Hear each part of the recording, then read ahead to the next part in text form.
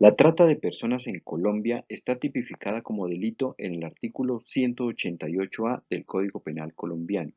modificado por la Ley 985 de 2005 en su artículo tercero, en cuya descripción típica se incluyeron algunas modalidades delictivas que hacen parte de este flagelo delictivo, las cuales se van a describir a continuación.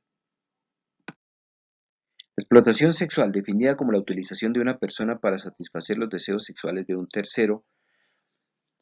a cambio de un pago o promesa remuneratoria, pero la característica principal es que ese pago o promesa remuneratoria está en cabeza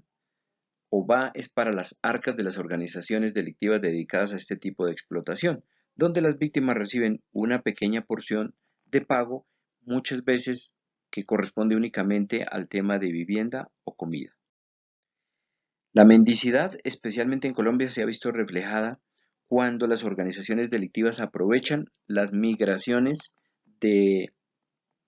poblaciones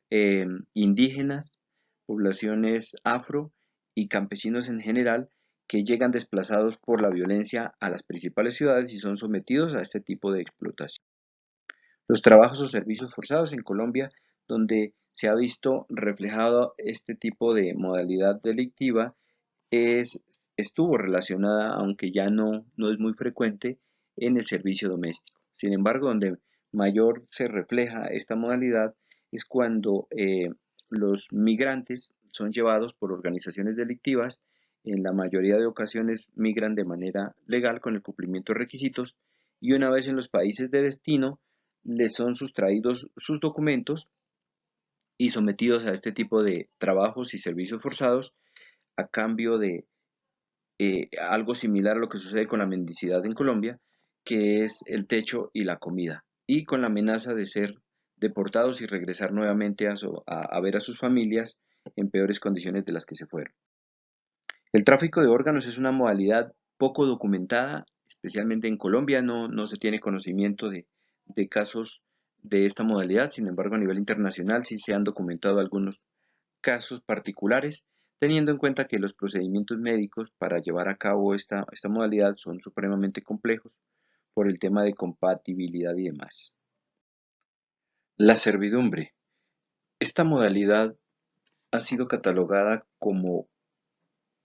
una proyección de la esclavitud desde la época antigua. Sin embargo, para la mayoría de la población es una forma de empleo normal, especialmente con el tema del servicio doméstico,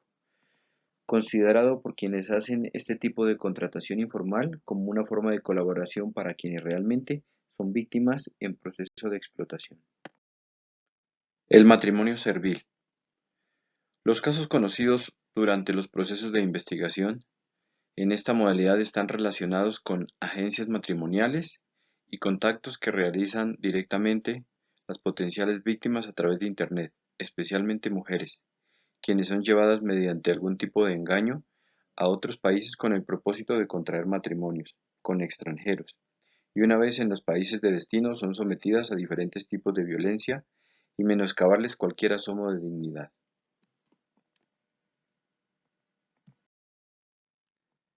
Otras formas de esclavitud o prácticas análogas a la esclavitud,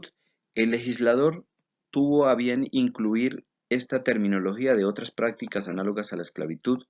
teniendo en cuenta que para el momento de constitución del artículo como tal, no hayan sido tenidas en cuenta literalmente como una de las modalidades, pero en las cuales las personas hayan o estén siendo despojadas de su dignidad mínima en algún tipo de explotación y, como reitero, no hayan sido tenidos en cuenta como modalidad delictiva en el momento de la descripción típica del delito. El turismo sexual u otras formas de explotación fue incluido como una de las modalidades de trata de personas, teniendo en cuenta que sus víctimas son principalmente menores, ubicadas en zonas costeras donde el renglón principal económico es el turismo.